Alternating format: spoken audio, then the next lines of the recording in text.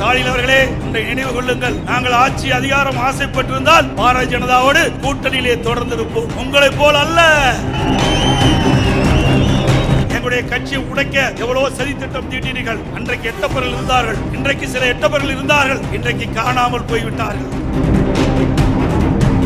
எங்களுக்கு ஆட்சி அதிகாரம் முக்கியம் அல்ல.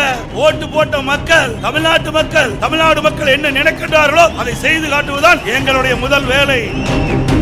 நிறுத்திக் கொள்ளுங்கள். இல்லாவிட்டால் நான் அல்ல, எங்களுடைய சாதாரண தொண்டன் உங்களுக்கு தகுந்த பதிலடியை கொடுப்பார். நேற்று தினம் ஸ்டாலின் பேசியிருக்கிறார். எடப்பாடி பழனிசாமி, நாங்க இந்தியா கூட்டணி சொல்றோம், ஆட்சிக்கு வரும்னு சொல்றோம், ஆனா நீங்க என்ன சொல்ல போறீங்க அப்படிங்கிறாங்க. திரு ஸ்டாலின் அவர்களே, அனைத்து இந்திய அண்ணா திராவிட முன்னேற்ற கழகம் ஆட்சி அதிகாரத்துக்காக ஆசைப்பட்டது கிடையாது. என்னுடைய தமிழ்நாடு மக்கள், ஏன் மக்கள்,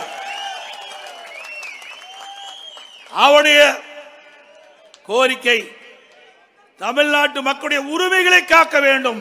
தமிழ்நாடு மக்களுடைய உரிமைகளை காக்க வேண்டும். தமிழ்நாடு மக்களுக்கு எது தேவையோ மத்திய அரசிலிருந்து வாதாடி போராடி பெற வேண்டும். தமிழ்நாடு வளர்ச்சி பெற வேண்டும். தமிழ்நாட்டுக்கு தேவையான நிதி நாடாளுமன்றத்தில் பேசி கிடைக்க செய்ய வேண்டும். இதுதான் எங்களுடைய நிலைப்பாடு. திரு ஸ்டாலின் அவர்களே, ஒன்றை நினைவு கொள்ளுங்கள், நாங்கள் ஆட்சி அதிகாரம் ஆசைப்பட்டிருந்தால் பாரதிய ஜனதாவோடு கூட்டணியிலே தொடர்ந்து இருப்போம். உங்களை போல் அல்ல. எங்களுக்கு ஆட்சி அதிகாரம் முக்கியம் அல்ல. ஓட்டு போட்ட மக்கள், தமிழ்நாட்டு மக்கள், எங்களை தேர்ந்தெடுத்தவர் தமிழ்நாடு மக்கள் என்ன நினைக்கின்றார்களோ அதை செய்து காட்டுவதுதான் எங்களுடைய முதல் வேலை. அதற்காக தான் பொன்மனச்சம்பல் புரட்சி தலைவர் எம்ஜிஆர், புரட்சி தலைவி அம்மா இருவரும் தலைவழ்ந்த இயக்கத்தை உருவாக்கி கட்டி காத்து நம் கையில் கொடுத்து விட்டு சென்றிருக்கின்றார்கள். உங்களை போல் தலைவராக நாங்கள் இல்லை, தொண்டனாக இருந்து நம் மேடையிலே பேசிக் கொண்டிருக்கின்றேன். நீங்க என் முன் அமர்ந்திருக்கின்றீர்களே, அத்தனை பேரும் இந்த கட்சிக்கு சொந்தக்காரர்.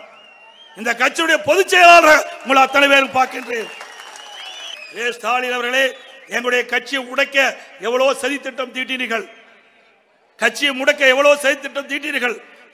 அன்றைக்கு எட்டப்பர்கள் இருந்தார்கள், இன்றைக்கு சில எட்டப்பர்கள் இருந்தார்கள், இன்றைக்கு காணாமல் போய்விட்டார்கள். விலாசம் தெரியாத போய்விட்டார்கள். நாட்டு மக்களுக்காக உழைத்து மறைந்த தலைவர்கள் தோற்றுவித்த கட்சி அண்ணா திமுக கட்சி. உங்களை போல் திமுக கட்சி போல கார்பரேட் கம்பெனி அல்ல. திமுக ஒரு கட்சி அல்ல, ஒரு கார்பரேட் கம்பெனி.